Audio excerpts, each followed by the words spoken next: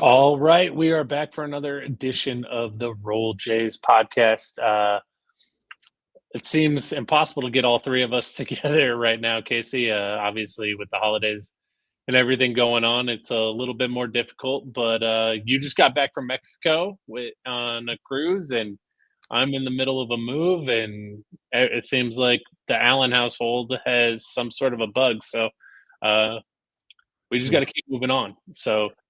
Casey, obviously, you didn't get to watch too much of either of the games, but you're a lot like me. You'll still dive into the stats and see what kind of things you can come up with as far as a conclusion. After looking at the stats and things, where do you kind of land on where Creighton sits today, right now? Yeah, I mean, I feel obviously a lot better getting on the cruise, was right after a couple losses, and then I got to see some of the Notre Dame game, and then, yeah, didn't have internet, and then got to Mexico, got internet, saw we won, so I was pretty excited about that. I felt like that was a must-win game, which sounds crazy, but I just felt like to go to Vegas and lose 3 would have been just a catastrophe for this team. So to win that game without Kalkbrenner too, I thought was big time for the team. Gave us some momentum. The Kansas game, obviously, I'd be lying to you if I told you I thought we were going to win that one. I don't think anybody really did, but credit to the team. They played well. I felt like they're physical, which has not always been the case. Out rebounding Kansas. I thought the game plan was really good in terms of forcing some perimeter shots from Kansas and not letting them get to their bread and butter. Offensively, I thought Kalk was really good. Obviously, Pop was just lights out. So yeah, it was really encouraging to see that. And then UNLV, I feel like that game in some weird way was kind of a revenge type feel where, we go there last year, get beat. And these guys, especially from a staff perspective, I think really wanted to win this game. And the truth is we're a much better team. So to go out there the way we did, out rebound them again, play well again, with a different cast, I thought was really good. And we'll see. I mean, obviously we'll get into the Pop stuff, but it's going to be tough. But whatever. We won 3 in a row. We got a win streak, got some confidence, and that's what you need.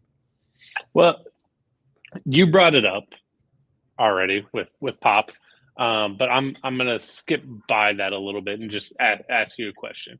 Mm-hmm. You've obviously been around this program a lot. Yeah. You've seen things like this, and I'm going to preface this with I'm definitely not taking any shots at anybody, but sometimes when there's an injury, it can be an addition by subtraction. I'm not saying that's necessarily what this was, but Isaac Trout looked a heck of a lot better out there. Pure confidence, just catch and release on a couple of shots that he didn't have the room or that he had earlier on in the season that he had passed up. Is this something where it could be an addition by subtraction for some of those role player guys? Honestly, I don't think so. Okay. I think Pop is a very good player and seems to really shine against really good competition and big moments. And those kind of guys like Tyshawn Alexander was like that in some ways. And I think you never want to minimize the impact that those guys have. I know what you're saying in terms of now. Okay, so let's really zoom out. You went from Baylor and Trey, right, with however many shots they took, to when you got to replace those shots. Pop's getting a large majority of them. Jemiah's not shooting, especially from 3 as much, which is a very good thing. So I see what you're saying in that you're getting guys like Isaac an opportunity to maybe get some more shots, which not against that at all because I think Isaac's a great shooter.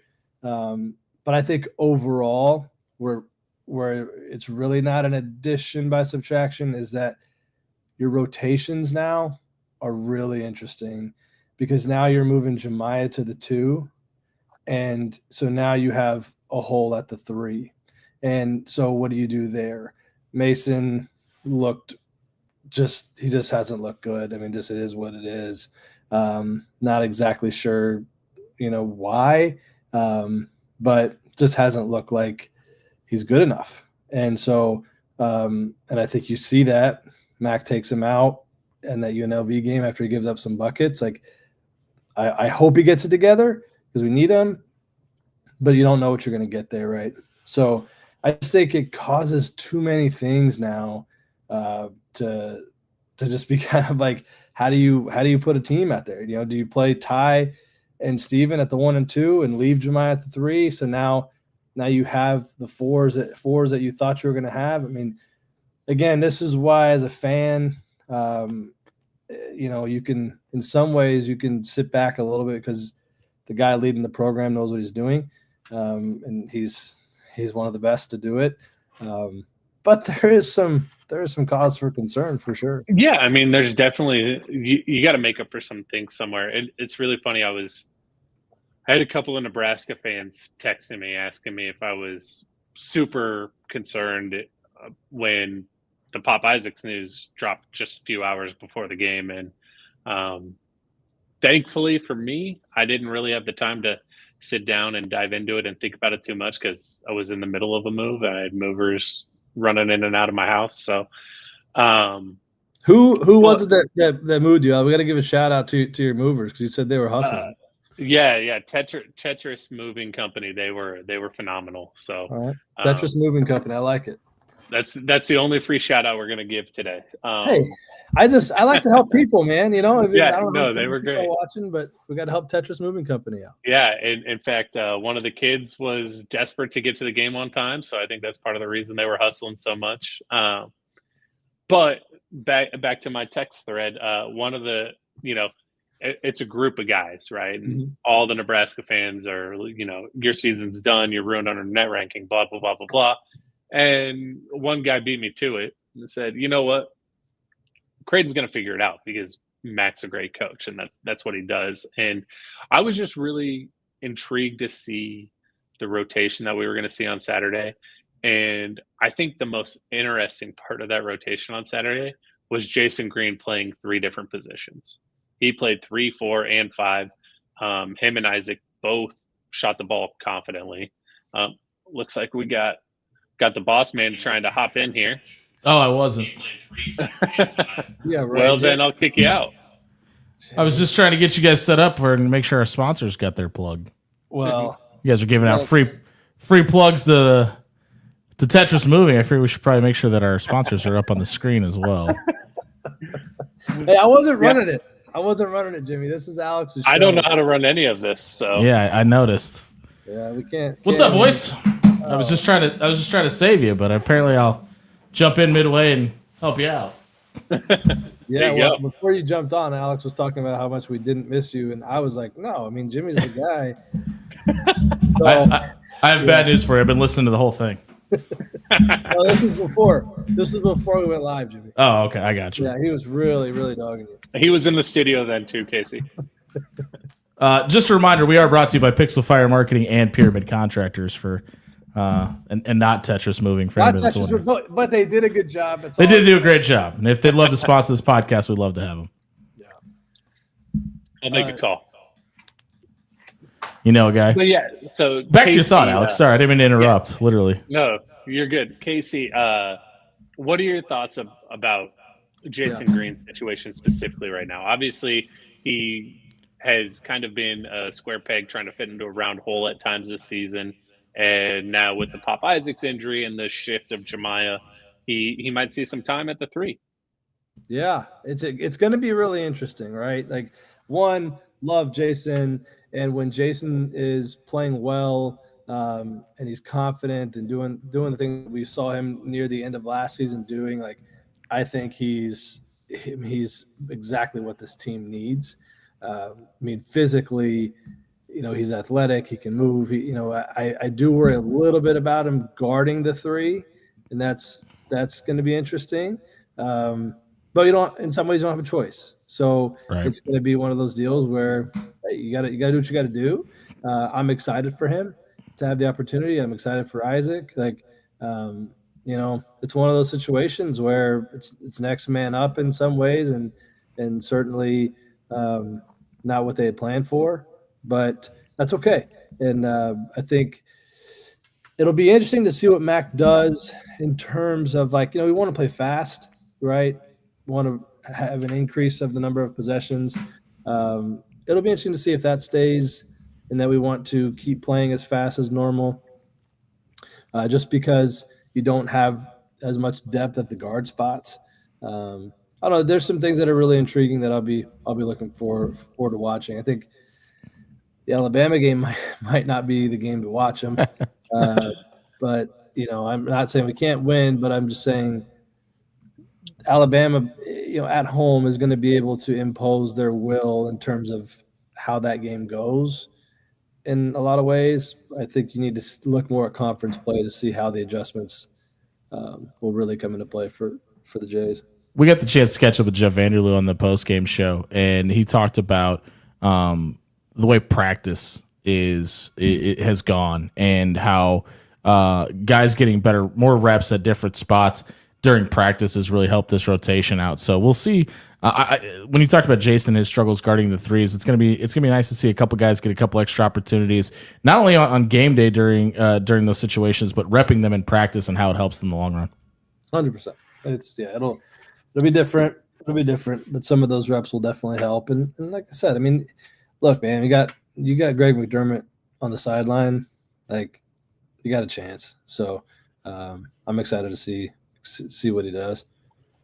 Casey, are you surprised with how he finished the game at Notre Dame, specifically in Shane Thomas, but also with all the talk that we heard about a guy like Sterling Knox in the offseason? Are you surprised we haven't seen more run from them this far, and especially on Saturday? No. No. I mean, so here's the thing, right? Like Shane, tough, can guard. Love the minutes that he gives in that regard. Offensively, it's you have to make up for some things there. But he plays hard, and he wants to be out there. So you have to love that. Sterling, I mean, I hate to say, I just don't think Sterling's good enough. And he's a nice kid. He's worked hard. I heard he had a great summer. At the end of the day, like it's about producing. And from what I've seen of him so far on the court, it just doesn't look like it's there. I wish him nothing but the best. I hope that it clicks, and when the minutes that he plays, I hope he does very well. But up to this point, I just don't think we've seen anything that would lead us to believe that it will. Well, and I think it's a couple things, right? It's not only that you got to produce while you're out there, but you've got to, if you're this coaching staff right now, you got a lot to figure out. You've had a lot to figure out since the beginning of the season too. It's not just this past couple. Just got more. Yeah, it's not just past couple of days since Pop's been hurt. You've had to figure out what was going to go on with Steven and his ankle and how quickly he could get back. Now he's sick, and you don't know when you're going to get him back out there again. It sounds like he'll be okay. You hope. I mean, you hope he's okay by Alabama. Ryan Kalkbrenner clearly dealing with something, and how much he is just laboring getting up and down the court. Like, it blew my mind how much he played against UNLV. I mean, you could physically see how much of a struggle it was for him just to be out there. Not let alone like the typical moving side to side from a basketball standpoint, but just physically standing out there on the court looked like it was a legit effort for him. Those are, and then now Pop Isaacs is gone for the year. Those are your three biggest assets you have out there. So I really wonder how much this coaching staff has had the ability to even look beyond the starting five. And yes, it absolutely is their job. But with all the meteoric issues that they've had outside of their starting beyond just their starting three and outside of those guys, there's got to be a lack of priority there too. And unfortunately, that's just the way the world works. Yeah, you're right, Jimmy. And listen, I've said this many times.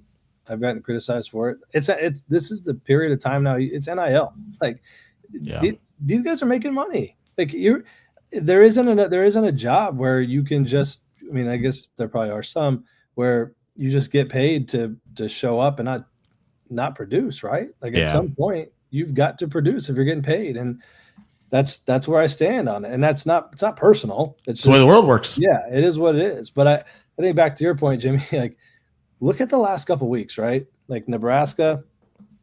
Obviously, we know what happened there. Rivalry game that was just brutal to lose like that.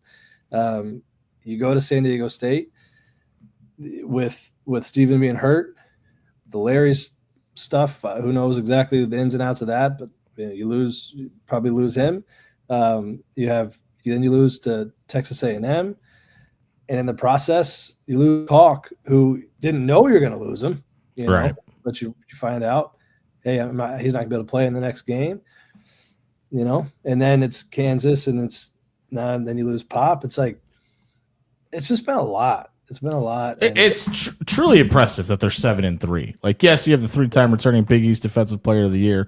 Yeah, you added an All-American freshman at point guard for the first 9 games. But everything they've had to deal with up until this point to get to 7-3 is truly a testament to this team, this system, and this coaching staff. Yeah, I completely agree. It's impressive. The guys. I mean, you look at it on the court against UNLV. There were 5 guys out on the court that you could just tell like they wanted to win that game. They played really hard, played together. Just looked fun to watch them, and that's not always the case. And I think it says a lot about what we saw against Notre Dame too, right? I mean, yeah, Notre Dame has their own issues as well, and they were also in the last place in that last place game in that tournament for a reason. But that group of guys that were out there against Notre Dame looked like they were on a mission, that they had something to prove. Obviously, a lot of those guys being non-starters for the first 6 games of the season looked like they were out there on a mission to prove that they deserve that playing time they belong. I mean, I think we've seen Fred King take a massive jump forward. Do I think he's ready to step into Ryan Kalkbrenner's shoes tomorrow? Absolutely not. But does it look like he's made some massive progression along the way? I think that's an emphatic yes for me. Mm-hmm. Yeah, he's played well.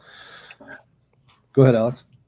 Especially the last 3-4 games. Like I was going to bring that up. I mean, especially Saturday with the obvious pain that Ryan Kalkbrenner's in, and what Fred was able to do against Notre Dame and his brief stints against both UNLV, or not UNLV, Texas A&M, San Diego State, and what he had done early on in the UNLV game. And Kansas even. I just expected him to play a little bit more, take some miles off of Kalkbrenner's legs. But one guy that he's been out there, he's gotten his minutes, and I have nothing bad to say about him. Is Ty Davis, except for I haven't seen Ty really give us what we expect from him on the offensive end. Where are you at in his progression right now, Casey? I mean, I can't be too hard on him. I think he's, he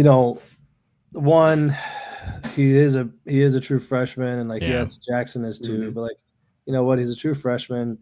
Playing point guard is the toughest spot, I think, to play, especially as a freshman, because the game is just faster, and you need it to slow down, and the only way it slows down is by playing. Yeah. Well, you're playing behind Stephen Ashworth, so that's tough. That's tough to find minutes, right? So now he's going to get more of an opportunity. So I'm really excited for him in that regard. But no, I really like Ty, and I've been really high on Ty. Since we were recruiting him last year, and so with Jalen, I talked to Jalen quite a bit about Ty, and I think he fits. I think he's a true natural point guard. He can create for others. I like the pace that he plays with. I'm actually really encouraged by Ty. I just think, I don't know. I mean, you obviously want some statistical production, but I think it's more of like, just don't hurt us. And I'm super impressed with how he has not hurt us yet. To me, he definitely looks sped up in his catch and shoot situations. Sure. But I do like the way he is able to get downhill, and he's had a couple of buckets attacking the rim, but he has some great dump offs to the post. So I'm not upset with his play by any means. I need to make that clear. For sure. But I would like to see him take a couple of shots to keep some defenses a little bit more honest on him too. Yeah. Well, and I think it's fair to point out. I think there's a part of the fan base that is a little bit bothered by the lack of production that he's been given. But I think everything we just said is a reason to stop being so worried about it, is the fact that, you know, he is a true freshman, that he hasn't had a lot of playing time. And talking about Stephen Ashworth, I mean, look back at a year ago and how much of a hot button topic his lack of production was around this fan base, and people were wondering if you could replicate what you did at Utah State, make it portable to Creighton and play in the Big East. It's a lot harder to go from a high school experience and make that portable to the Big East than it is 3 years of playing time in the Mountain West and moving it to Omaha. So, yeah, I absolutely think that there's a portion of the fan base out there that have been I mean, I specifically got asked about it ahead of the Kansas game about why he was even seeing playing time. And I found it very hard to believe that a fan base as smart as this one is doesn't see the raw talent and the actual ability there and have faith in this coaching staff that recruited a player like this at this level to come here and have the faith in him to throw him to the wolves and let him kind of figure out if he could swim the deep end or not. I think that says a lot about Ty Davis as a person, that he really hasn't seemed to waver from that big moment. To your guys' point, hasn't caused a whole lot of turnovers or problematic situations, and to this coaching staff to let him kind of go out there, make his own mistakes, and learn on the fly. Yeah. Listen, that kid's tough, and he's a phenomenal person too, which I obviously talk about a lot, and I think it matters. Like, he is what you want. He is about the right things, and he's going to be just fine. I think, in fairness to our fans and I think us included, is when you look back at the history of the point guards, this program, there's some really good names and some really good players. And when you have Ryan Nembhard that played it as a true freshman, when you have Marcus Zagorowski that played as a true freshman and played really well, I can kind of get behind and understand why some people would want to see the same thing. I think the difference is that in those situations, there was nobody in front of those guys. I mean, you could argue Davion, but I guess, yeah, it's not really even an argument. Davion was in front of Marcus until Marcus took that spot. But with Nembhard, there was nobody in front of Ryan. And, and so I think it's kind of natural to just expect, we just got another point guard. We're gonna put him in here, but he'll get there. Pop being gone is going to be good for Ty in a lot of ways because he's going to be forced to play. And and I think in a lot of ways, maybe the Baby Jays a couple years ago may have ruined it for some of the incoming freshmen when Arthur Kaluma and Ryan Nembhard and Trey Alexander and those guys were able to kind of step in year one and it looked the way it did. That's a very unique situation in college basketball. I don't care if you're at Duke, you're at North Carolina, or you're at Colorado State. Getting that much productivity out of freshmen is very rare, not only in basketball, in most sports. So just a reminder, the Roll Jays podcast is brought to you by the Bird Club, Creighton's exclusive NIL collective. You can donate to the Bird Club, and your proceeds will go to your favorite student athletes, as well as benefiting this podcast as well. Casey, I meant to ask you, we've obviously been texting back and forth about it, but the UNLV game specifically, were you impressed with how much that team was able to respond from Pop being gone? And what did you think of Jemiah Neal's explosive night? Yeah, I mean, I think losing Pop in some ways can be galvanizing in that, you feel like you're now playing without somebody who's really produced for you, and you kind of know you got to step up.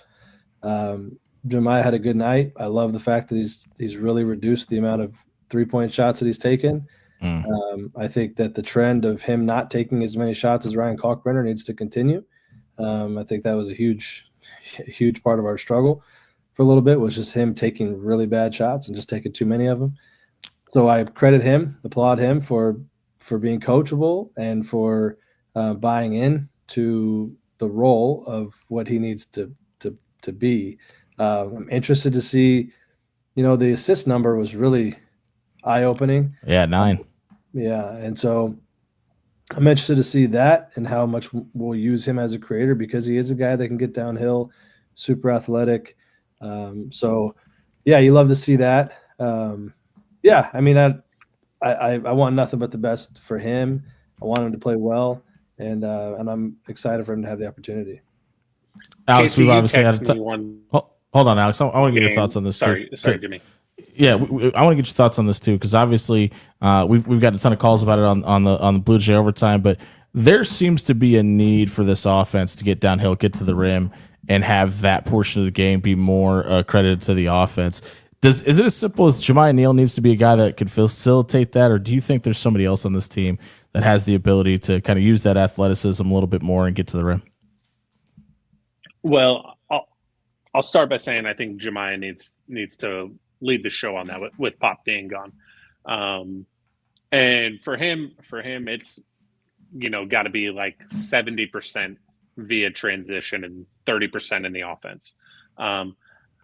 That being said, Stephen Ashworth has done a much better job of get into the paint this year, and he's even thrown a couple flip ups for buckets instead of just dribbling underneath the basket and bringing it all the way back out, which he tends to do really well and find himself a couple other open shots. But Casey, you text me this about Jemiah during one of the earlier games, and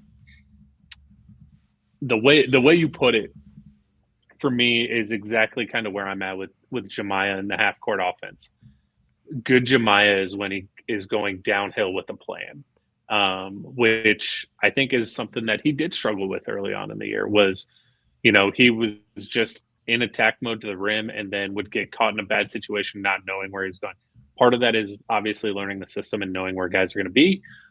Part of it is him just getting comfortable. And I think over the last couple of games, you've seen a much different version of him as far as attacking the rim.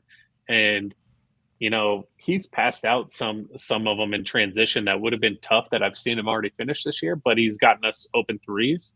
So I'm really impressed with his growth the last few games.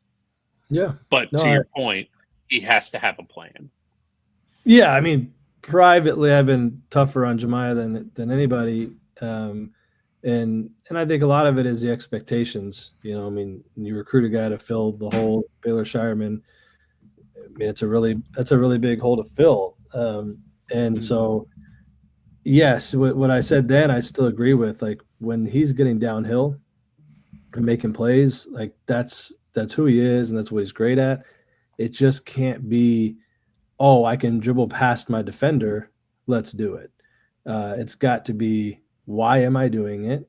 Where are my other teammates? And that's all part of learning. It's all part of like being in the system. And so it's fun to see guys grow and learn. And it's obvious that he wants to be out there. And it's obvious that he's willing to try to do what we need him to do. And that's all you really want. I mean, I think that was always the knock with Art, was like, man, Art was so good, right? But like he wanted to do what he wanted to do. And ultimately, that's why he's left here. That's why he's not at Kansas State. Like, Art wants to be Art. And that's, hey, man, whatever.